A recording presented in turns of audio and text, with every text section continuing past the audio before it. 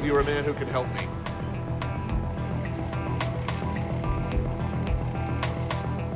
Sometime in mid-19th century, 1850s, my great-great-great-grandfather, Jean Bourdain, emigrated to South America. Was reported to have died here. Might have been a seeker of utopian dreams. You know, my aunt used to tell stories he was into arms smuggling or who knows, you know, no idea.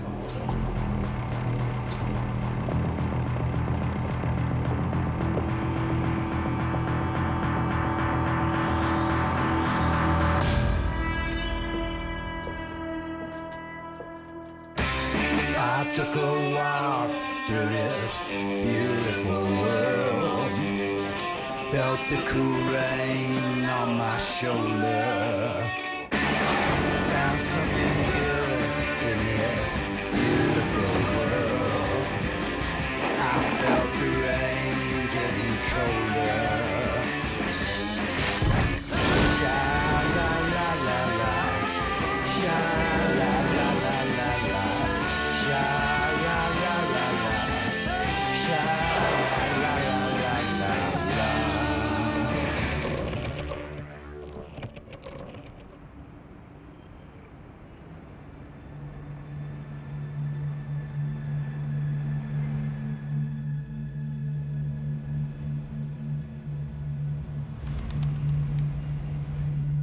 For most people, Paraguay is an empty space on the map of Latin America.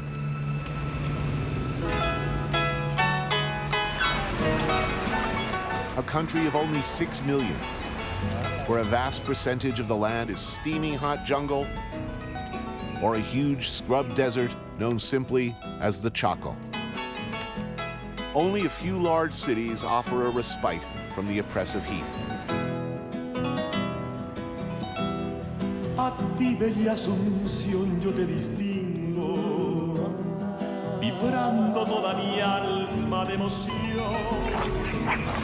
Yo soy dulce Asunción igual que 1,000 miles upriver from the Atlantic Ocean sits Asunción, Paraguay's remote capital city. Es grande Paraguay, mi gran cariño. Known largely for being a post-war refuge for fleeing Nazis and a long line of extremely unpleasant dictators, this place, of all the places in the world, is where my great-great-great-grandfather, Jean Bourdain, disappeared without explanation sometime in the 1850s. I'm told you're a man who can help me. Hi. How do you do, Pedro? How do you do? May I call you Tony? Please. You are for the first time in the country? First time in Paraguay, yes. Lido Bar in Asunción has always been like the central switchboard, a gathering place.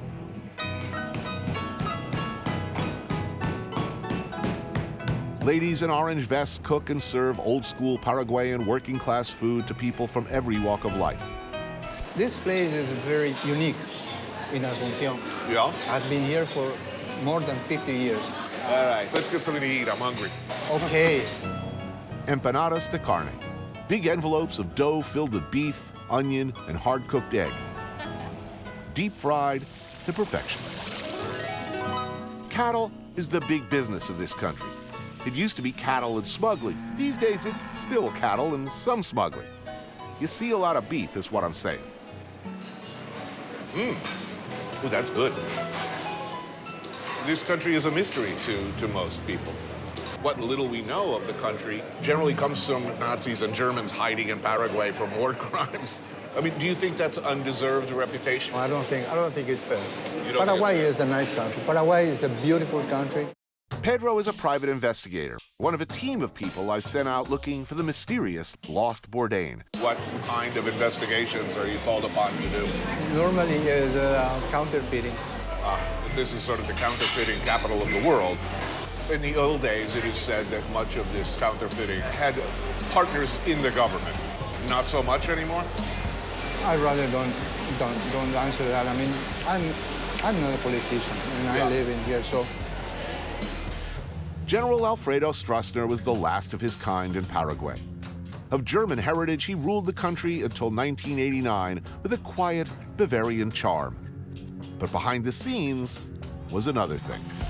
Utilizing an outfit of SS-trained secret police referred to as the hairy-footed ones, he tortured and tossed dissidents out of helicopters over the jungle, and the list goes on. Under Stroessner, 1 in 4 Paraguayans is said to have cooperated, willingly or not, as paid informers on their fellow citizens. It's quite a history in this country. Crazy, tragic, violent. Let me put it this way. Things are changing a lot. And now, things are getting straight. Sometime in the mid-19th century, 1850s, Jean Bourdain emigrated to South America, first in Argentina, but apparently came here.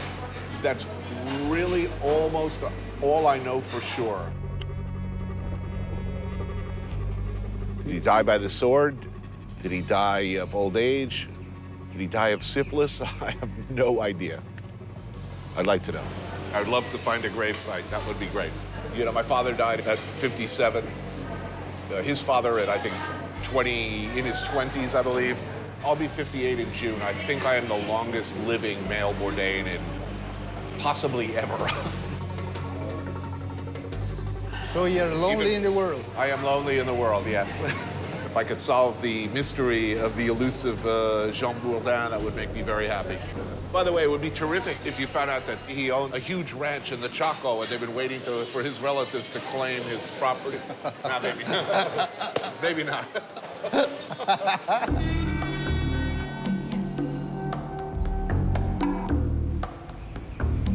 I'm trying to make some sense of this country. You lived here how long? I'm since 22 years. Too long maybe. What a strange and nice country. Go to Paraguay, find a German to show you around. Not so crazy or unrepresentative. People came to this country from everywhere to, as Emerson called it, make their own world.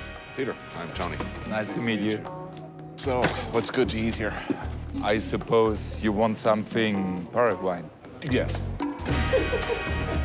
Bife Koygua. It's arroz, rice with fried beef, with the egg on top.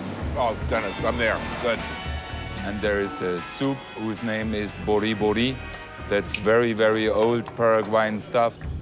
Little corn balls. Well, that looks good. It looks very good. Yeah. That's good, man.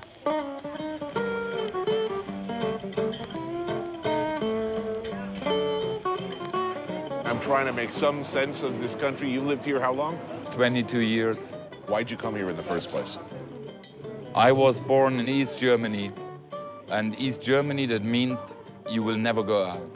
Mm-hmm. Yeah, and then in '89, the wall break down and say, wow, you will go. I haven't seen anything of this country yet. But what I read was the world's backwater filled with bombed out banks that had been looted, institutions that didn't work, everyone carried a gun. It was like the Wild West, but poorer. It's not that anymore? A bit of this is true. I by myself got a 45 on my head last week. That's pretty common stuff for me. Seldom in the history of the world have I seen any country where one after the other you've had absolutely the most maniacal, insane, suicidal group of piss-pot dictators century after century. You are right. Even in the Stroessner times, the better part of Paraguayans was behind him. Paraguayans are very, very easy to influence. And this is, I believe, unchanged until a short time ago. Now there is a growing middle class, better education than before, and that makes that people say no.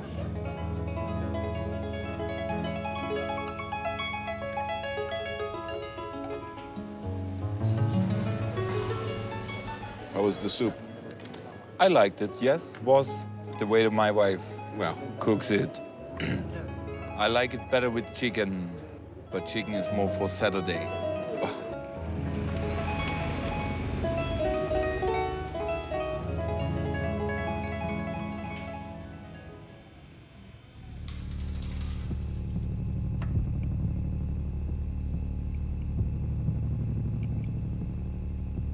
Paraguay was a very poor country. The Spaniards came because they thought there was a lot of silver in the area. They found nothing, so they lost interest in Paraguay.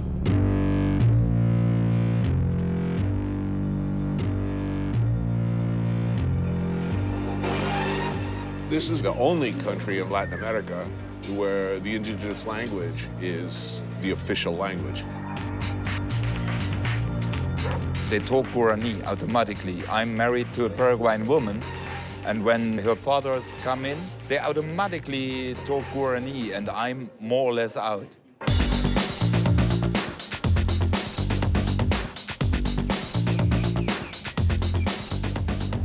A proudly mestizo society. Yes. Was it the Francia? No. Yeah, El Supremo. El Supremo, gotta love it. A nearly 200-year succession of dictators began in 1811, when José Gaspar Rodríguez de Francia declared himself El Supremo for life. De Francia insisted Paraguay become a mestizo, mixed-race society. Paraguayans are neither Spanish nor Indians. We are mestizos. Yeah. El Supremo forbid marriages between whites and whites. He produced the mestizos by force. Today, 95% of Paraguayans are of mixed Spanish and Guarani blood. And we usually speak the two languages. Right. So Central Market? Mercado 4. Cuatro. This is the big one? The biggest one, the most popular one.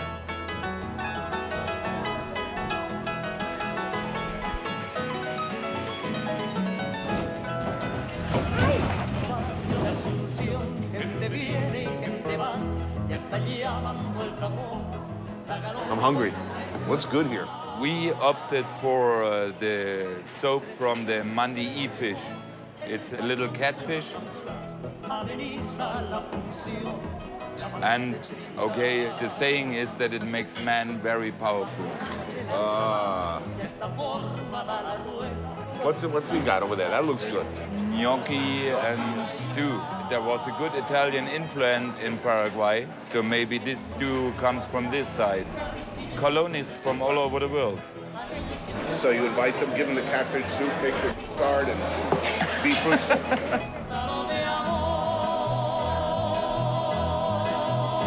Mario, could you pass me the Sopa Paraguaya, the Paraguayan soup? That's soup? Soup is very unique. Our dictator Lopez, his favorite soup was a corn soup. And one day he ordered his favorite soup, and the cook, when he opened the pot, it was a cake.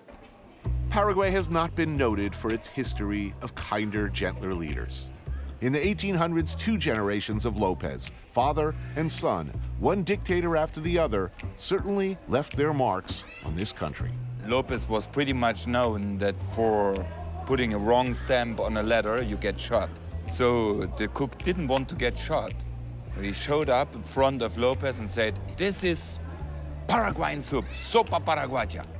And the dictator ate it, and he liked it. And a bit later, the entire country ate it. It's like cheesy cornbread. Yeah. Awesome. Good meal.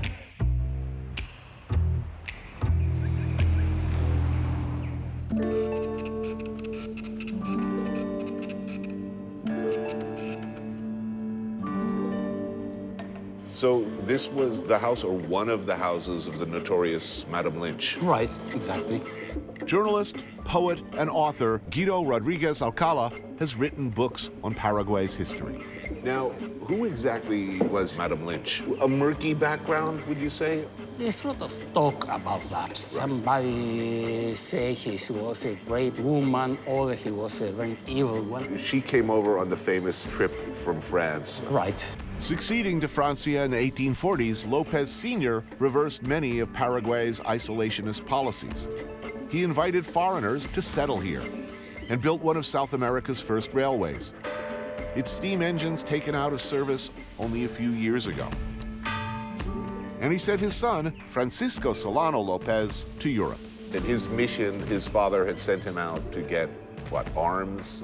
Arms and technicians, British engineers and machinery. Junior, by most contemporary accounts, was an idiot. So he came back with a mistress, Madame Lynch, Yes. Well, which Dad wasn't too happy about. right.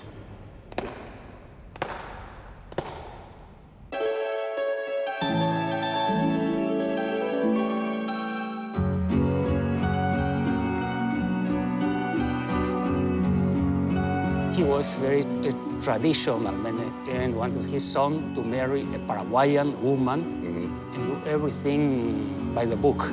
Right. Paraguay's soon-to-be first mistress, Madame Eliza Lynch, was the already married daughter of an Irish doctor. Ambitious, social climbing, fond of nice things. Clothes imported from France. They say she brought to Paraguay the first piano. And there were parties here.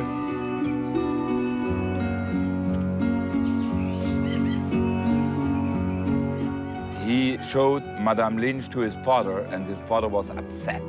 So she was put aside and Kept as a mistress. And that was the way Paraguayan society tried to treat her. And she wanted to be treated as the... Princess. Yes. Tell me about Madame Lynch's famous boat trip. On one of her more notorious ventures as hostess, Madame Lynch organized a grand outing to the new French colony at Nouveau Bordeaux. She invited all of society to join her. Right. A magnificent river steamer was engaged for the party. And well, there were some tensions between the Paraguayan ladies and Madame Lynch. Once on board, as the story goes, those mean bitches treated their hostess like so much trash. And so she got upset and threw off board all of the food which they were supposed to eat. She had it all thrown in the river? Yes. Then she ordered the captain to stop the boat and let her guests just sit there in that jungle heat for hours. Throwing tubs of caviar, whole roasted pigs into the river in front of these starving aristocrats. Somehow that pleases me.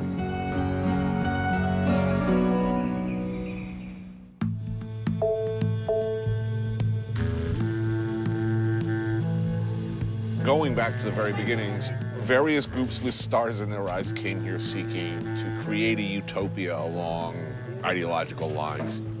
A Mennonite paradise, repopulate Latin America with Aryan Germans, British, Italians, I mean, you had everybody. Yes, it started with the Jesuit colonies. Yep, the New Bordeaux. I had a great-great-great-grandfather come over to Paraguay around the 1850s. Right. Might have been himself a seeker of some kind of utopian dreams. But they were originally from France. From France, yes. What city, do you know? My great-great-grandfather was from near Bordeaux. So I'm curious about this whole episode of the settlement of Nouveau Bordeaux.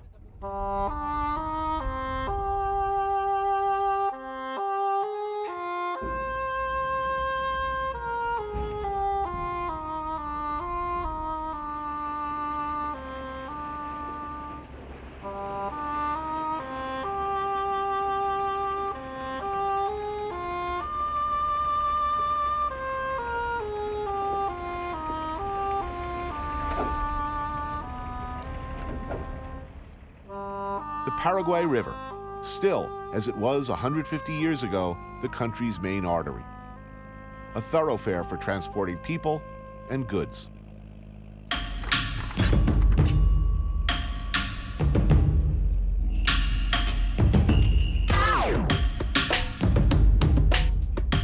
So who lives out there?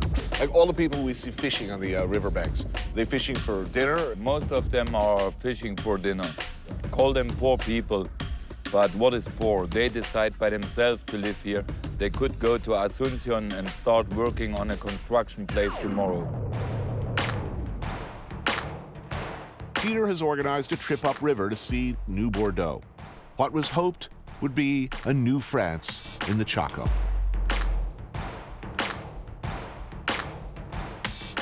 Fish we bought today, 14 kilo. Right. That's half a month's salary. and you get, with a bit of good luck in one night. Right.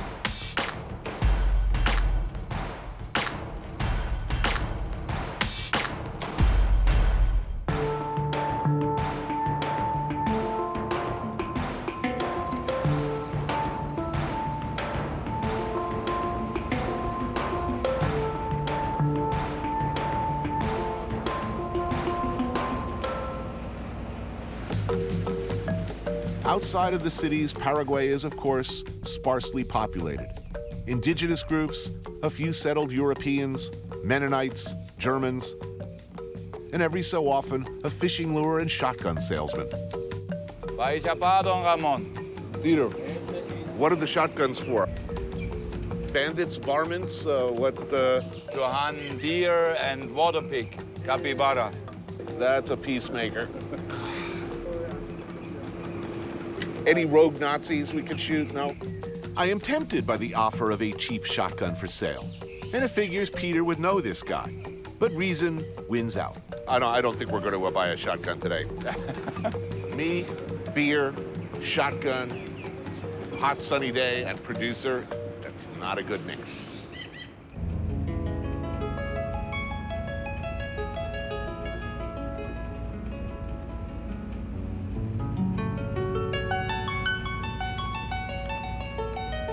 Unlike Madame Lynch's guests, I'm making damn sure I'm eating on this boat trip.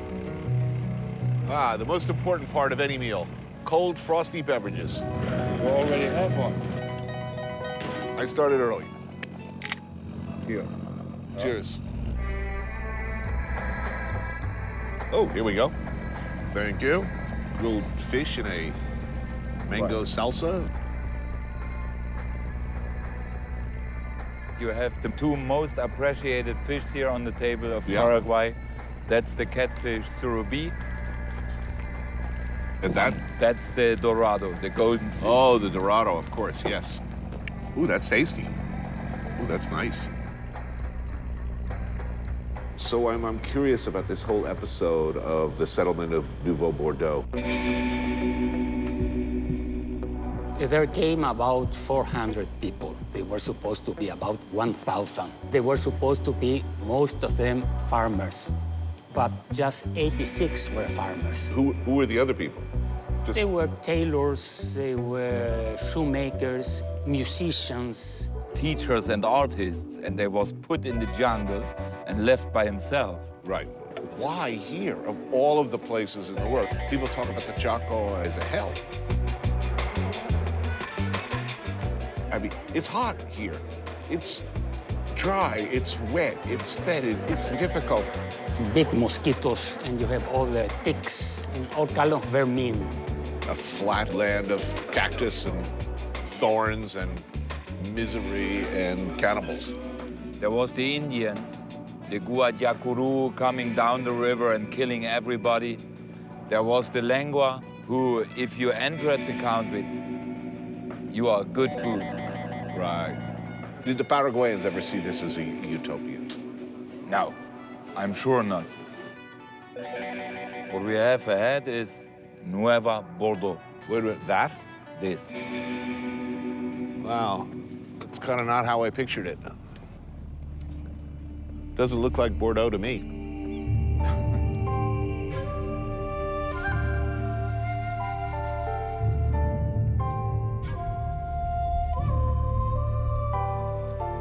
There's nothing much left of Nouveau Bordeaux. I'm told a small museum of artifacts. The site where the colony once briefly existed is now called Villa Hais. The men who contracted them was given money for each settler. Perhaps there was a communication breakdown somewhere, and he might have told the Paraguayans that I'm bringing you the finest farmers France has to Right. offer. And he might have told these Frenchmen, they're going to give you free property. You don't have to do anything. You'll live like kings. It's a land. Possible. Just reach up in the trees and fruit and gold bars are dropping.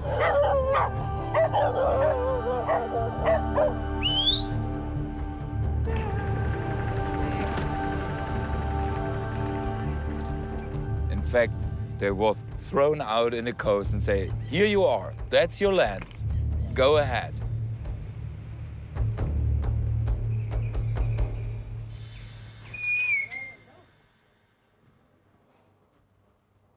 These poor French guys show up. Right. Lopez Sr. and the government kept their side of the bargain. They provided them with Yes. houses, Right. equipment. Tools and animals and everything. Yeah, my aunt used to have one of these. Make pressed sandwiches, I think. And that's it. Okay, now dig, grow. The settlers quickly discovered that farming is hard work and that the conditions in the Chaco in no way resembled the new France of their dreams. There's a big snake. So they get broke and they decide to leave the colony. How many French were left at the end of the new Bordeaux experiment? Did any stay? Some of them, but few. All right. Any thoughts or hopes that Jean Bourdain ended his life here, leaving me a vast, unclaimed stake in what is now prime cattle country, turns quickly to dust.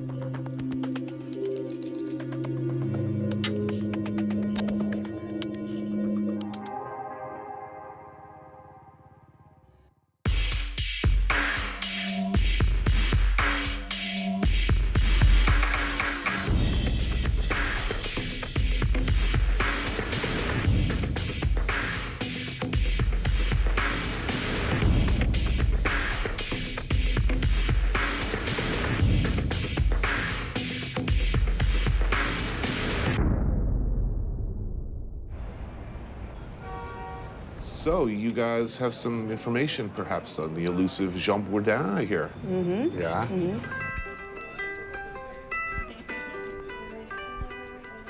I don't know what he did here. Of course, I'm hoping for something, extremely glamorous. A river pirate, gun runner, drug smuggler. Maybe he died in the saddle. Maybe he died happy. Maybe he was like Colonel Kurtz, living out in the bush, surrounded by adoring indigenous women. I don't know. If he was a masseur for Madame Lynch, I guess I'd be let down.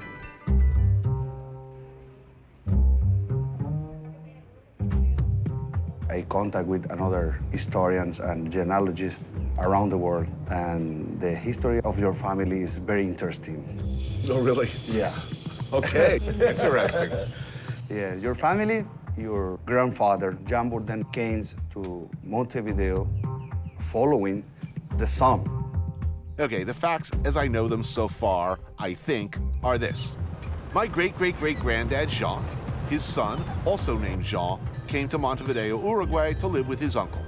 1850, Jean Bourdain moves to Asunción. This is the document that we have showing him arriving. There he is. In that time, he works with a chapelier. He was a hat maker. Hat maker?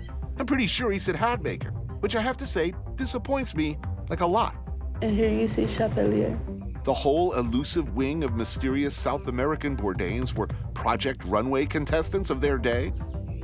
In 1855, Lopez's son arrived to Asunción Right, with Madame Lynch. with Madame Lynch. Madame Lynch was fond of things like French couture. Yes, and that changed the way of dress in Asunción. Madame Lynch might have been good for business. I'm trying to put this in a light I can be enthusiastic about, like how clearly forward-thinking my relatives were. His customers, as a hat maker, the very people who treated Madame Lynch with such utter contempt, did they live in the colonial homes, the old mansions that we see still in Asunción, that type of residence? Yes. Times were changing in South America, too, in those days, and society ladies craved the latest in au courant French fashion. There was money to be made. I'm bummed.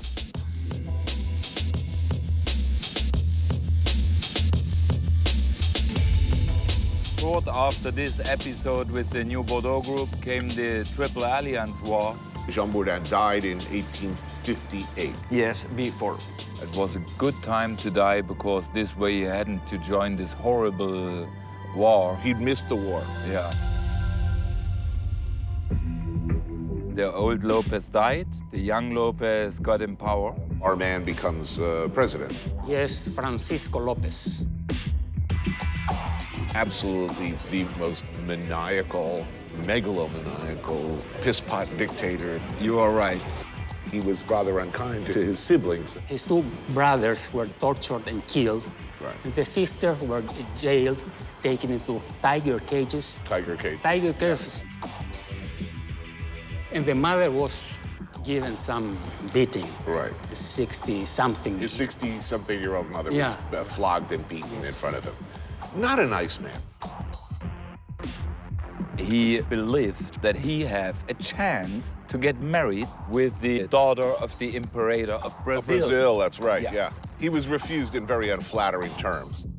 Thanks presumably to Lopez Jr.'s expansionist ambitions, he dragged Paraguay into the Triple Alliance War. He essentially challenged all three neighbors Brazil, Argentina, and Uruguay. to war. This doesn't seem like a good idea. Yeah. Right. In what would become the bloodiest war in Latin America's history, hundreds of thousands of Paraguayans died. When Lopez ran out of adults, he sent children into the field, dressed only in rags, armed with sticks painted to look like guns. My great-grandfather was a 10-year-old boy, and he was dressed like a girl, because otherwise he was going to be enrolled in the army. Lopez, eventually he was hunted down. Madame Lynch survived. Yes, she survived. But with her money, I mean, she was allowed to keep her possessions. Yes.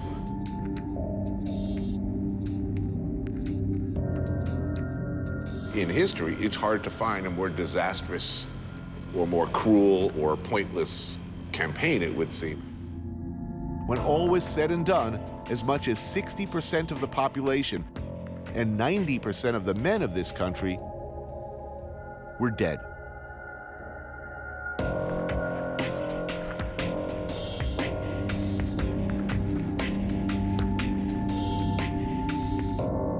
The survivors were just like 50 or 40,000 people. So that's why you could easily understand why there was nothing here for 100 years.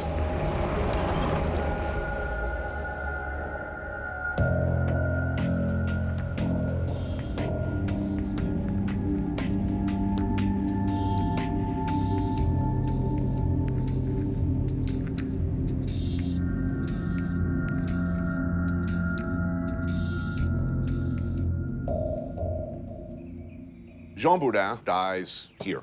Yes. Before the Triple Alliance War. An adult natural of France by the name of Jean Bourdain. Right, cause of death? Not Right. specified here. Is there a gravesite? We're looking. We are looking for.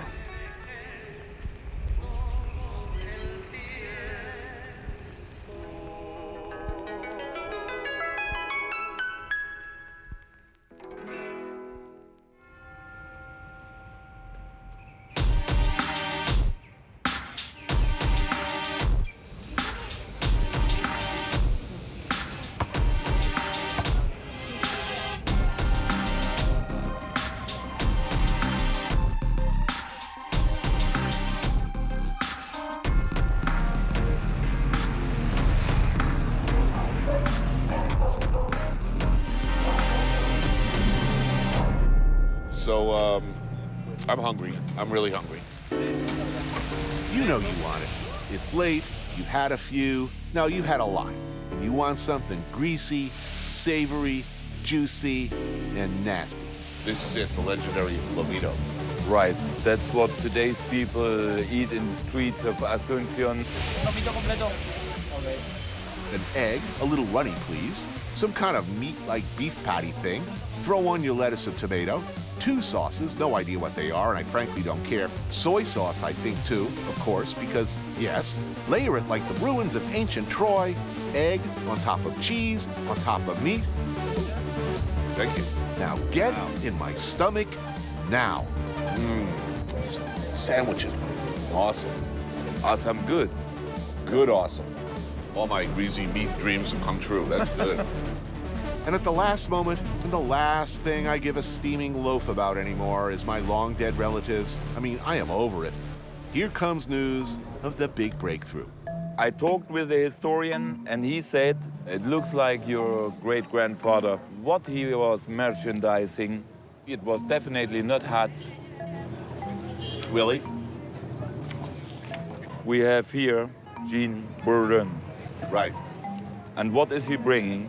200 boxes of fireworks.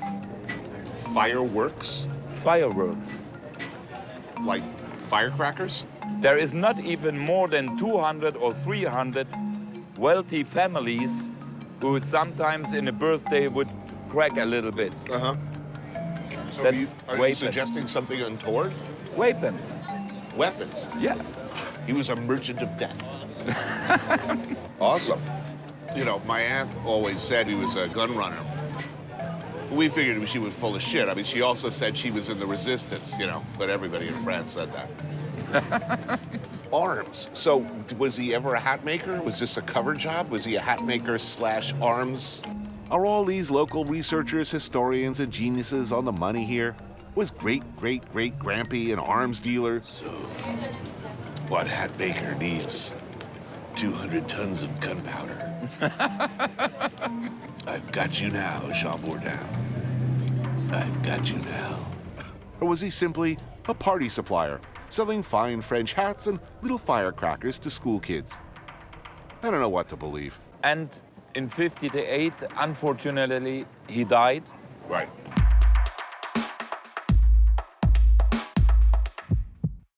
And he was buried here, 2 miles from here, in Recoleta, the rich people's cemetery. Yeah. We can pretty well say on which area he remains. He is there. Wow.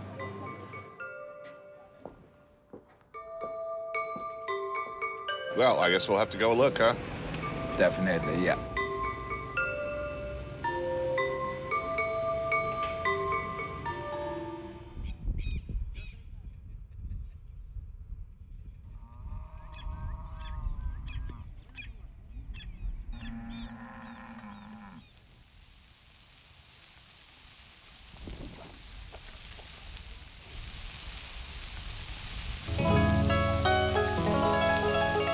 Sorry, little buddy, there's no escape here. Paraguay loves their beef. It's a perfect ratio. A lot of meat, a little bit of vegetables. Perfect. Oh, whoa. That's good. This is the Estancia Cora Rodeo, a sprawling ranch bigger than some of the countries I've traveled to, and it's been in the family going all the way back to the Triple Alliance War. Hard life? No, Good life. We are pretty happy here. We have everything. 20 years ago, the Chaco was not used. And the last years, it's booming. Where's the boom come from? We are the 2nd biggest soybean exporter, the 8th biggest cattle exporter. Paraguay feeds the entire world for 8 days a year. How many acres? 1,000. 100,000 hectares. Barbecue has to be included in a celebration. Barbecue, like asado. Asado, if you have the sausages, Chorizo, morcilla, eat this all day. And I will. plus barbecue, you are complete. It's good.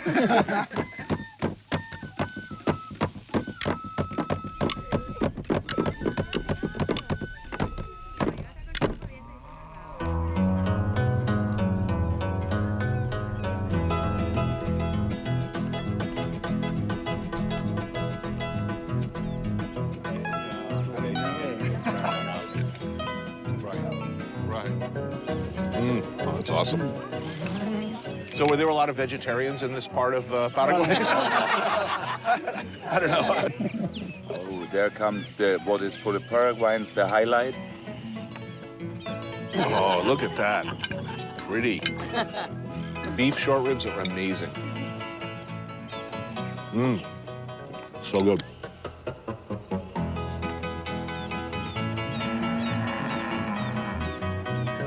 All of the books I read about Paraguay are maybe 15 years old. And like the first advice is, everybody has a gun, buy a gun. Cambió mucho en el gobierno, cambió mucho en la economía, cambió mucho en lo que piensa, en la mentalidad. Mentality. This was not the Paraguay I expected. It's At too all. different. He still wants to sing a song for you. A welcome song to the Yeah. foreign people.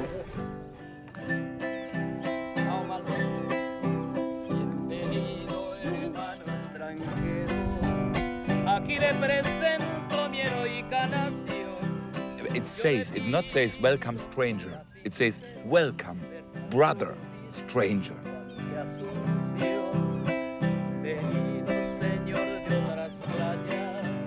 Mi tierra está llena de cordialidad. Un paisano al pasarle la mano es un libro abierto de cordialidad.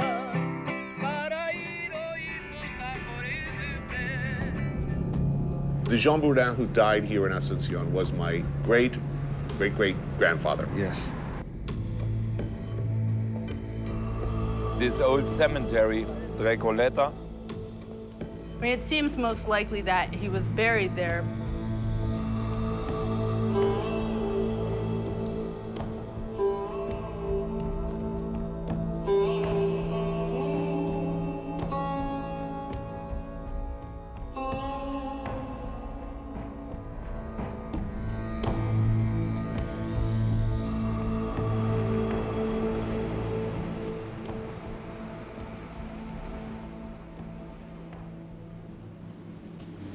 Nobody I know. it's very, very likely that the tomb was just overbuilt. Right. Something on top.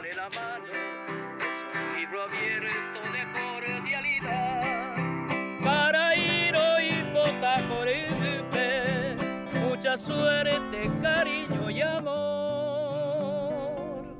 Manduaca tu eterera